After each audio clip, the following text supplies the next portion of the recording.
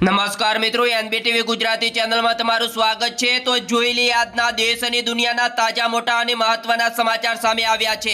તો મિત્રો આ સમાચાર ધ્યાનથી સાંભળી લેજો અને ચેનલ પર તમે નવા છો તો ચેનલને લાઈક, શેર અને સબસ્ક્રાઇબ કરવાનું પણ ભૂલતા નહીં। આજના સૌથી મોટા સમાચારની મિત્રો વાત કરવામાં આવે તો ગુજરાત એટીએસ દ્વારા ગાંધીનગરમાંથી ઝડપાયેલા આઈએસઆઈના 3 આતંકવાદીઓનો કેસ હવે એનઆઈને સોંપાયો। ગુજરાત પોલીસ બેડામાં મોટો ફેરફાર, 275 જેટલા પોલીસ કર્મચારીઓને વિવિધ જિલ્લાઓમાં બદલી કરવામાં આવી। દક્ષિણ ગુજરાતમાં ધર્મધારણ કાળા કારોબારનો પર્દાફાશ કરવામાં આવ્યો। માંડવીમાં મહિલા શિક્ષિકા સહિત 6 લોકોની ધરપકડ કરવામાં પણ આવી। ત્યારબાદ મિત્રો વાત કરવામાં આવે તો ગુજરાત ભ્રષ્ટાચારમાં પણ મોડેલ સ્ટેટ, 1 વર્ષમાં 213 ગુના નોંધાયા। વર્ગ 1ના 13 અધિકારીઓ પણ ઝડપાયા।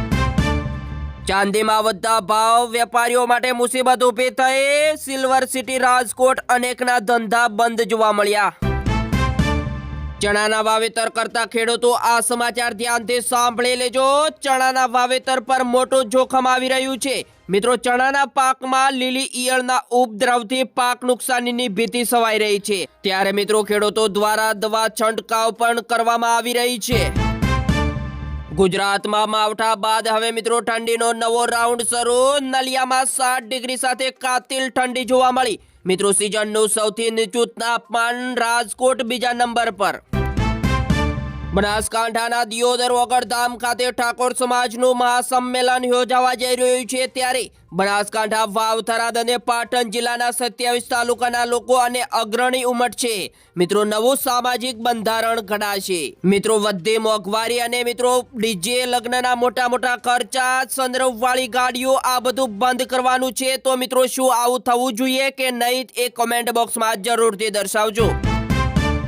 ત્યારબાદ મિત્રો આ અઠવાડિયે ચાંદી મોંઘી થઈ ગઈ, સોનાના ભાવ ઘટ્યા। જ્યારે મિત્રો સોનું 3174 ઘટીને 1.35 લાખ પર આવ્યું। જ્યારે મિત્રો ચાંદીની વાત કરવામાં આવે તો ચાંદી મિત્રો 6443 વધીને રૂપિયા 2.35 લાખ પ્રતિ કિલો નોંધાઈ રહ્યું છે। અમદાવાદમાં ટ્રાફિક નિયમના ભંગ બદલ 1300 સરકારી કર્મચારીઓ દંડાયા। 80 પોલીસ કર્મીઓને પણ પાવતી ફટકારી। ગાંધીનગરમાં પણ રોગચાળો વકરી નીકળ્યો। દૂષિત પાણી પીવાથી અનેક લોકો બીમાર જોવા મળ્યા। સિવિલ હોસ્પિટલમાં દર્દીઓનો ઘસારો પણ જોવા મળ્યો। તો બીજા એક સૌથી મોટા સમાચાર સામે આવ્યા છે। પોલીસ ભરતીની તૈયારી કરતા ઉમેદવારો માટે સૌથી મોટામાં મોટા સમાચાર સામે આવ્યા। મિત્રો પીએસઆઈ એલઆરડીની શારીરિક કસોટીની તારીખ પણ જાહેર કરવામાં આવી। 21/1/2026ના રોજથી શરૂ થશે। તો હવે મિત્રો 2026માં એસી, કિચન અને બાથ ફિટિંગ સામાન થશે મોકો। સોનું ચાંદી બાદ હવે મિત્રો એલ્યુમિનિયમ, તાંબામાં પણ તેજી જોવા મળશે તેવા યાંધાણ પણ સામે આવ્યા। પ્રિયંકા ગાંધીને કોંગ્રેસ સંગઠનમાં પહેલીવાર મળી મોટી જવાબદારી। પ્રિયંકા ગાંધીને આસામ સ્કેનિંગ કમિટીના વડા તરીકે નિયુક્ત કરવામાં આવ્યા। જ્યારે મિત્રો ગુજરાતના નેતાને પણ મોકો મળશે। તો બીજા એક સૌથી મોટા સમાચાર સામે આવી રહ્યા છે। કચ્છના મુદ્રામાં માત્ર 4000ની ચોરી કરતા સિક્યુરિટી ગાર્ડની ધોકા ફટકારી હત્યા। મિત્રો 2 બહેનોએ એકનો એક ભાઈ ગુમાવ્યો। જેમ મિત્રો ઉત્તરાયણ નજીક આવી રહી છે તેમ મિત્રો નિયમ કડક બની રહ્યા છે। ત્યારે મિત્રો સુરતમાં સવારના 6 થી 8 વાગ્યા દરમિયાન પતંગ ઉડાવવા પર પ્રતિબંધ મૂકવામાં આવ્યો। જ્યારે મિત્રો સોમવારથી જાહેરનામું થશે અમલી। અમદાવાદના કાલુપુર રેલવે સ્ટેશન પર રિક્ષા ચાલકો અને આરપીએફ જવાનો વચ્ચે જોરદાર ઉગ્ર ઘર્ષણ જોવા મળ્યો। પોલીસે લાઠી ચાર્જ કર્યો। તો બીજા એક સૌથી મોટા સમાચાર મળી રહ્યા છે। અમદાવાદમાં 82 વર્ષના વૃદ્ધને ડિજિટલ અરેસ્ટ કરી 7.12 કરોડની છેતરપિંડી। ચીની કનેક્શન ખોલ્યો, 12 લોકોની ધરપકડ કરવામાં આવી।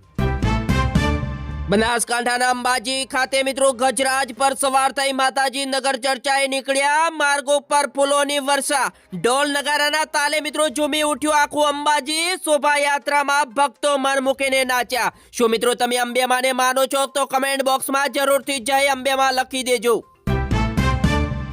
ગુજરાત યુનિવર્સિટીમાં વધુ એક પરીક્ષામાં છબરડો જોવા મળ્યો। સાયન્સમાં અભ્યાસક્રમ બહારના પ્રશ્નો પૂછાતા વિદ્યાર્થીઓનો મોટો હોબાળો।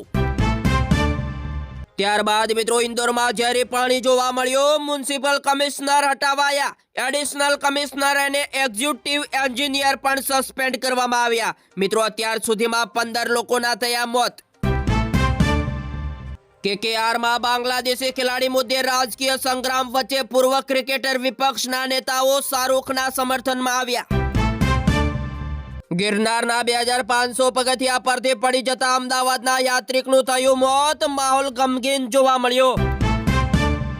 પશ્ચિમ રેલવેના વડોદરા વિભાગોની નોંધપાત્ર વૃદ્ધિ જોવા મળી. વર્ષ 2025માં 10.38 મિલિયન ટન માલ લોડિંગ કરી 1288.70 કરોડની આવક જોવા મળી.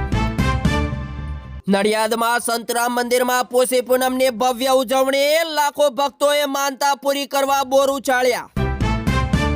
તો હાલ અત્યારે બીજા એક સૌથી મોટા સમાચાર મળી રહ્યા છે. છોટાઉદેપુર જબુ ગામના દિવ્યાંગ યુવાને ખેલ મહાકુંભમાં 2 ગોલ્ડ મેડલ મેળવ્યા, આદિવાસી સમાજનું ગૌરવ પણ વધાર્યું. ઇન્દોરમાં જલકાંડ બાદ 3000 હોસ્પિટલોમાં 34 આઈસીયુમાં 8 વર્ષથી દેશના સૌથી સ્વસ્થ શહેરનો ખિતાબ મેળવનાર ઇન્દોરમાં ઝેરી પાણી કાળ બન્યું.